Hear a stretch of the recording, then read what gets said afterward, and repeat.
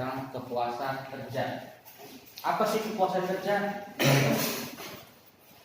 Kepuasan kerja dikatakan oleh Robbins adalah sikap umum dalam suatu pekerjaan dan menunjukkan berapa banyak yang diterima pekerja dibandingkan dengan berapa banyak yang diterima pekerja tersebut. Atau bisa juga dikatakan oleh sikap positif atau negatif seseorang terhadap pekerjaan mereka, atau ukuran sebuah pekerja seorang pegawai. Merasa puas atau tidak sih terhadap pekerjaan atau beban pekerjaannya? Atau bisa juga dikatakan oleh Shakespeare ya, keadaan pikiran cara menjadi pendekatan terhadap pekerjaan seseorang. Dalam riset, kepuasan kerja itu masuk ke variabel apa? Dalam riset tidak terikat ya, sebagai dengan kepuasan kerja, terus apa lagi? Prestasi kerja, kinerja, terus apa lagi? Produktivitas kerja, ya, itu masuk ke variabel terikat ya. Di sini kepuasan kerja.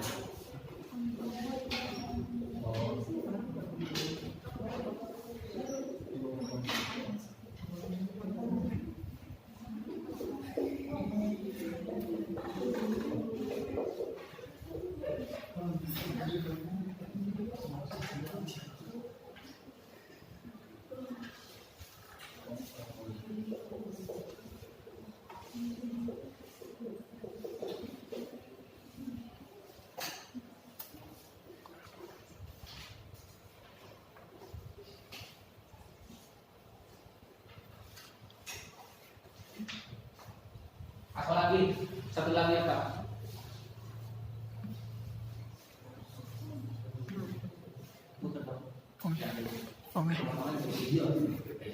Santai sebelum duduk aja. Satu lagi apa? Motivasi. Motivasi faktor pendorong. Produktivitas kerja.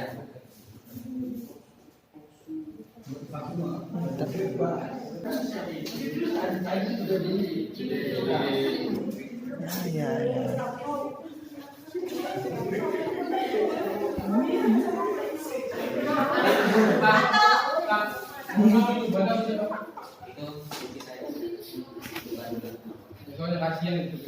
Enggak, Bang. Enggak, saya sudah duduk tadi.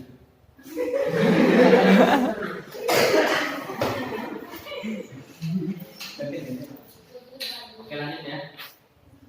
Ini adalah variabel kepuasan kerja. Yang pertama adalah perpindahan karyawan atau turnover ya. Keluar masuknya seorang karyawan atau pegawai. Turnover yang tinggi berarti karyawan atau pegawai tersebut ada masalah di dalam internal perusahaan atau instansi pemerintah atau di lembaga pemerintah. Kenapa karyawan bisa keluar masuk? Kenapa bisa resign, lalu menerima lagi, resign lagi, menerima lagi? Kenapa? Mungkin ada permasalahan di situ, tabung, sehingga menyebabkan turnover yang tinggi. Kenapa? Ada yang tahu? Anda seorang HRD atau manajer perusahaan harus tahu.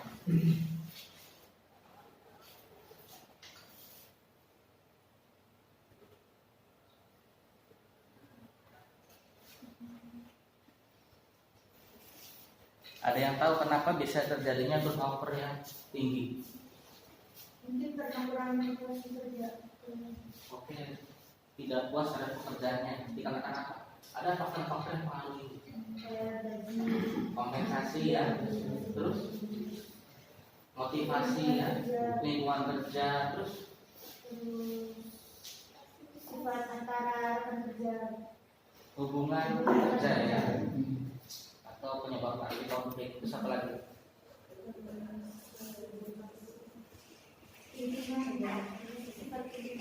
Oh, gaya kepemimpinan ya, ini gaya kepemimpinan. Terus pas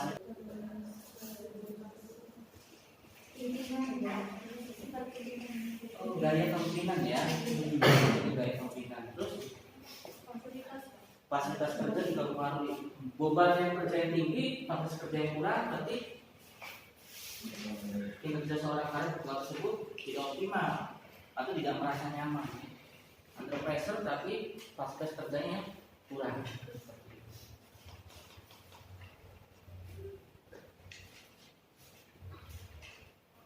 Lanjut, ada tingkat ketidakhadiran atau absen kerja. Pekerja tidak puas lebih mungkin untuk absen dari pekerjaan atau sering mangkir ya, sering tidak masuk di mahasiswa biasanya kalau tidak masuk sakit, izin keluarga dan lain-lain ya. Kenapa itu bisa terjadi tidak puas? Mungkin karena dosennya, mungkin karena ruangan tidak nyaman. Sama, ketika Anda sudah bekerja di suatu perusahaan, bahkan terjadi seperti itu juga. Sering apa ya, sering tidak masuk atau dia sering terlambat absennya, tidak disiplin. Mungkin ada rasa tidak puasan terhadap bekerja di perusahaan tersebut. Mungkin karena tidak ada insentif lah, tidak ada penghargaan lah, dia sudah bekerja lama tapi tidak ada penghargaan sama sekali. Itu bisa.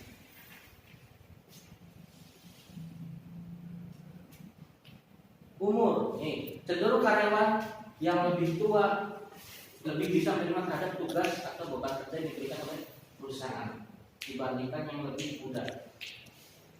Kalau lebih muda biasanya dikasih tugas banyak komplain ya, kayak netizen banyak komplain. Kok saya terus yang diberi tugas pasti pilih kalau lebih muda. Kalau itu enggak, nah egonya lebih tinggi. Karena apa? Yang lebih muda biasanya cenderung dia mikir saya masih muda, saya bisa melakukan pekerjaan yang lebih besar lebih dari ini. Cenderung lebih tua, dia sudah kepala 3 ke atas atau kepala 4 ya. Terus mau kerja di mana dia? Maka, lalu bagaimana Pak kalau nasabah customer mau setor atau apa namanya mau mencari pinjaman? Itu bisa melalui mobile banking, melalui ATM bersama. Biasa diadakan seperti itu. Sudah melalui handphone. Kalau tidak punya aplikasi handphone, dia cenderung ke ATM bersama. Menghemat berapa? Konsumen ya, efisiensi ya, baik. Daripada dia banyak karyawan, mending dia menciptakan software, membeli software yang canggih. Tapi software juga ada keburukannya ya, bisa di-hacker ya, bisa dirusak. Itu resikonya. Saya sudah bilang tingkat pekerjaan itu bisa disesuaikan atau bisa disimbangkan dengan tadi ya, ada kompensasi, motivasi, faktor pembinaan juga ya, ada faktor batas kerja. Nah itu bisa di activity yang bisa disimbangkan. Sampai di sini ada pertanyaan?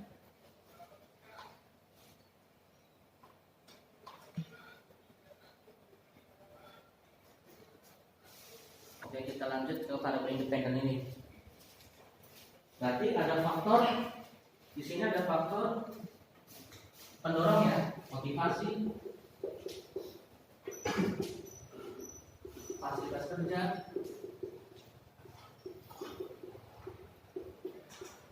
kompensasi.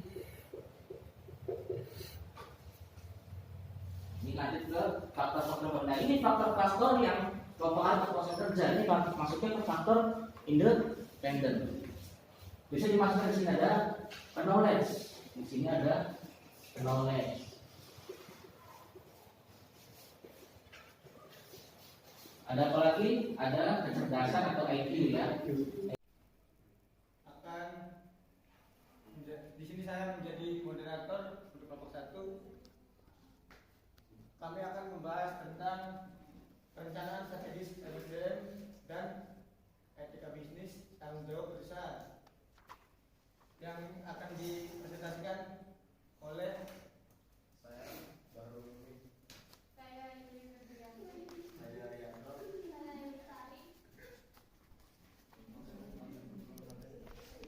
Ya, itu yang punya silakan.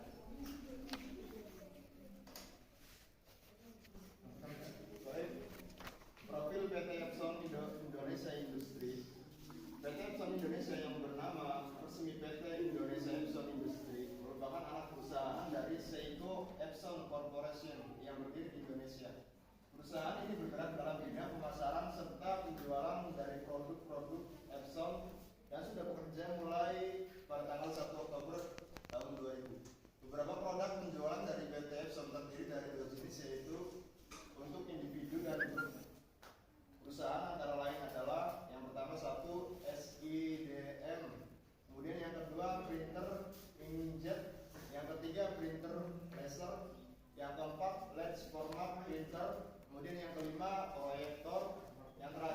pengiriman scanner, dan berbagai produk lainnya.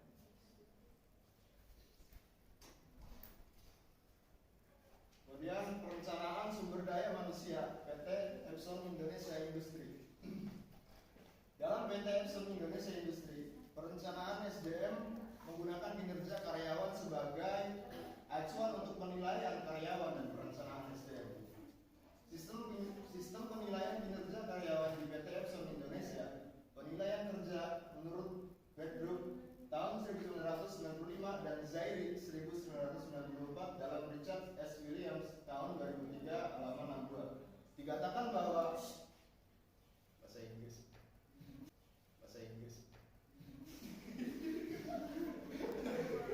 performance management simply means the retrospective correction of historical result. It is likely that it useful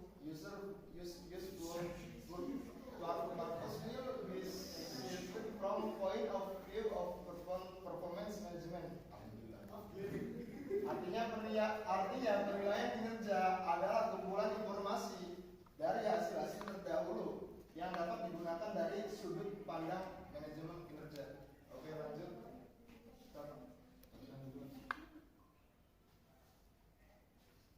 Tujuan penerapan SDM PT Epson Indonesia.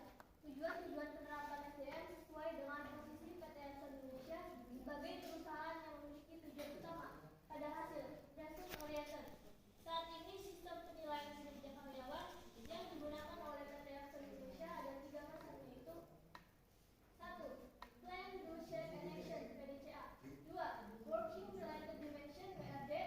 3. Key Performance Indicator (KPI). Di dalam penerapannya, pelaksanaan penilaian tersebut dilakukan pada setiap semester atau 16 kali. Sistem penilaian tersebut terbagi atas 2 tahap, yaitu penilaian dari karyawan sendiri dan penilaian dari atasan. Yang lain siapin 3 pertanyaannya. Ketiga, bisnis PT Epson Indonesia Industri. PT Epson Indonesia Industri merupakan